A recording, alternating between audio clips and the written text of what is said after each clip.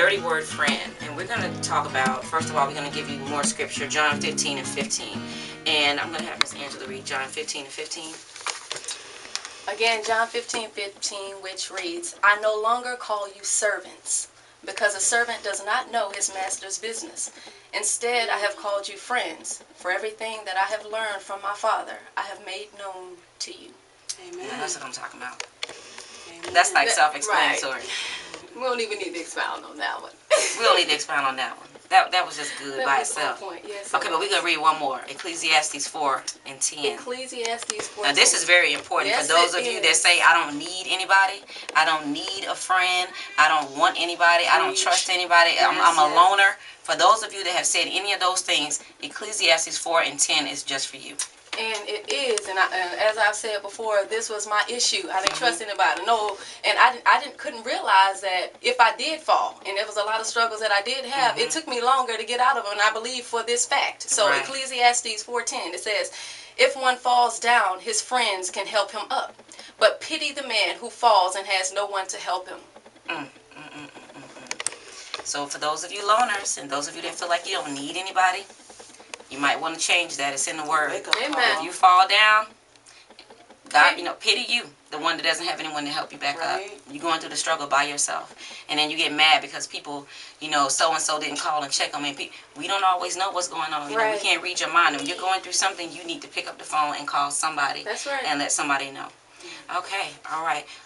I'm sorry, I just got another text from Anya. Anya wanted me to say hello again to her so that her mom can hear it. So, hi, Anya. Hey, and hi, Miss Denmark. All right.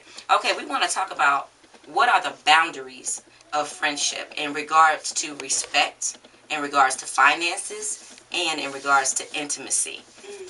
Because we were talking about this friendship thing as far as how do we manage to create this beautiful thing. God created this beautiful thing, and we just define what we feel friendship is and all the great things about friendship. And okay, but how did it end up being a dirty word? How did friendship end up going into something else, something that's totally out of the will of God? That's not how God views it. So in regards to respect, what are those boundaries that may have been overstepped to cause?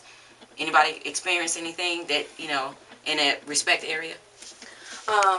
Well, with me, I observe a lot. I pay attention to everything. So even as a kid, I was observant. So when I saw a married man that had a friend on the side that he could do the same thing in his marriage and with his friend, have all these different things going on, something is wrong with that.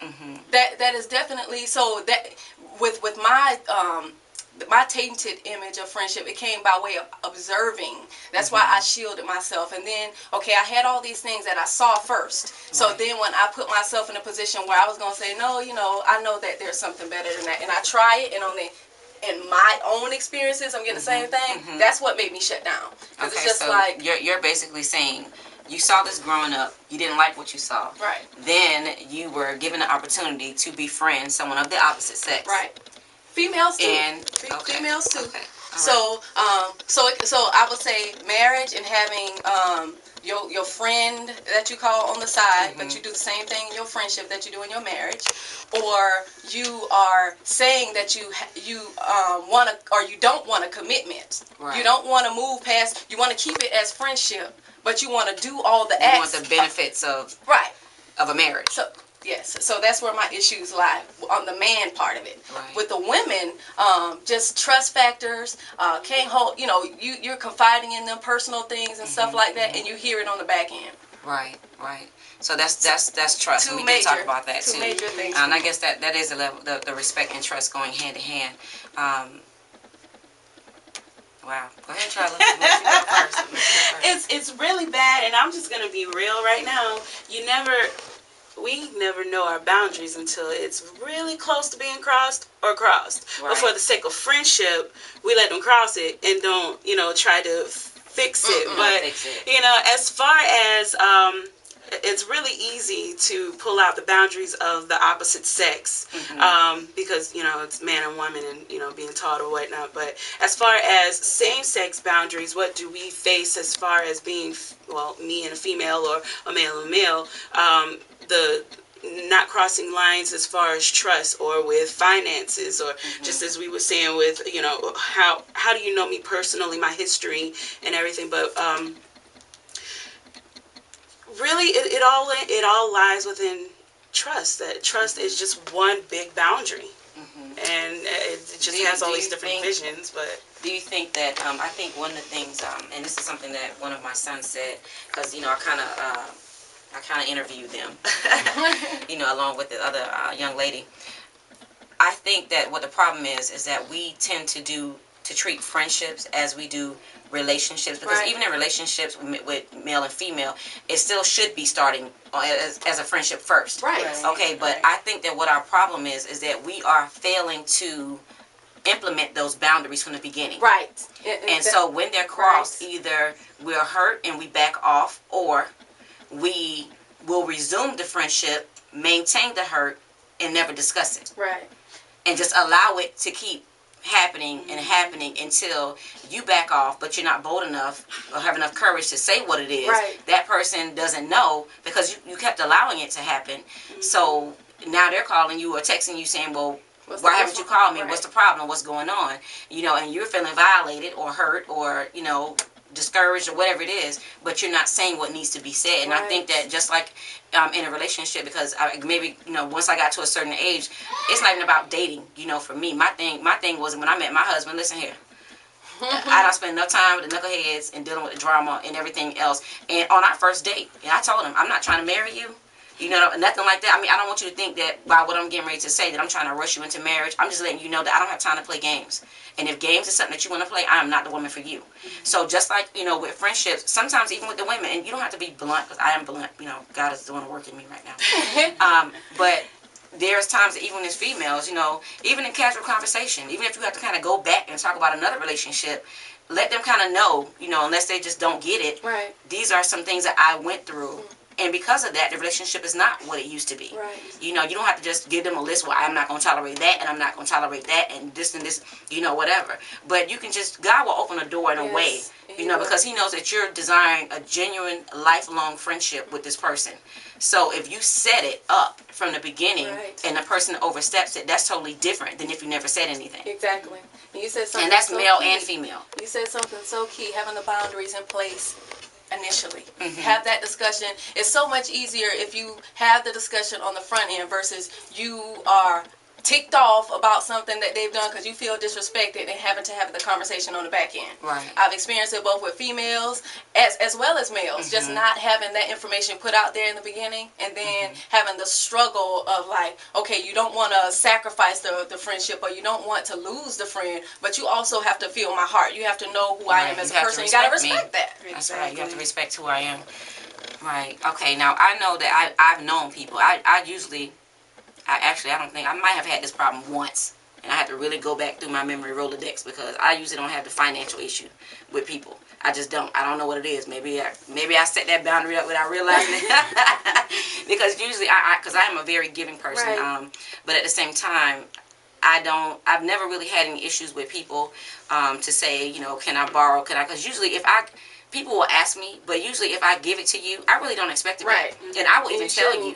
And there's times if I see that you need something, like I said, we talked about that before, we get in prayer, but sometimes we don't need prayers. People need tangible, accessible. I need to pay something. I need to handle something. Right. And if I know your heart and I know you're lined up, just like with the church, if I know you lined up and you're right, I'm going to help you out any way that I possibly can, because that's what a friend would do. But in a sense of you just coming to me for $400, $500, $600 and then you don't pay back, and then a month or two from now, here you come again. That's a problem. No, because my thing is if I give it to you, if I give you the money and you don't give it back, first of all, you have to be real good to get $500 from me. Okay. First of all, and I'm not trying to offend nobody. I'm just keeping it real. If I give you $500, normally if I give that to you, I'm gonna give it to you. And if you tell me you're gonna pay it back and you don't give it back, I'm not going to say anything to you, because that's how I am. I'm not going to ask you for the money, but just know, don't ever come out my door for nothing else. And I mean that from the bottom of my soul. It ain't got nothing to do with the word. It just is what it is. The Bible said use wisdom. Be using wisdom. That's We ain't messing right. with you no more. I'm going to talk to you. I'm going to love you. I'm going to hug on you. Yes, But as far as that area right there, you have just severed. Right. That right there. Right. So I don't know if any of you have experienced that in a financial. I have experienced it, and actually recently, kind of. And it actually was with my friend Isaiah, and I guess he's been in relationships or friendships where he was always the person that buys. I'm like, we're not seeing each other like that. We're not dating each other like that. We're just friends. Right. So why can't I pay for something sometimes? And a lot of women, they just have this man's supposed to do everything. Yeah, the man is supposed to do everything, but that's not your man. That's your friend. Right. And you're expecting something out of a friend that's a committed relationship That's type of thing. That's right. So that is a boundary violation. So yes, if you want, you got this one, I can get the next one.